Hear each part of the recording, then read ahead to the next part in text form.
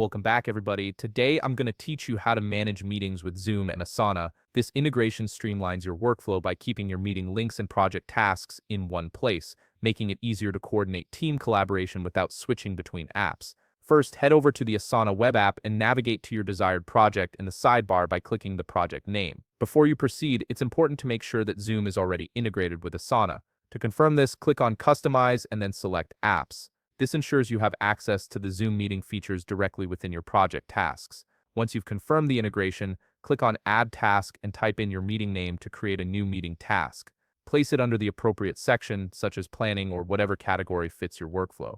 This keeps your meetings organized alongside other project activities, giving your team a clear view of upcoming discussions.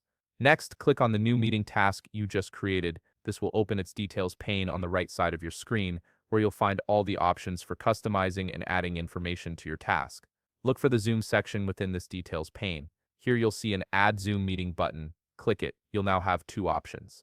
You can either click Create Zoom Meeting to auto-generate a new Zoom link, or you can choose Add Existing Meeting if you already have a Zoom link and just want to paste it in. If you're creating a new meeting, a form will appear asking you to name the topic, set the start time, and choose the duration. Fill in these details according to your meeting requirements, then click Submit. This action will create the Zoom meeting link with the scheduled time, and it will be embedded directly into your Asana task. Your team members can now access the meeting link without leaving Asana, and all the meeting details are stored right where your project work happens. This integration eliminates the need to send separate calendar invites or dig through emails to find meeting links, keeping everything centralized and accessible.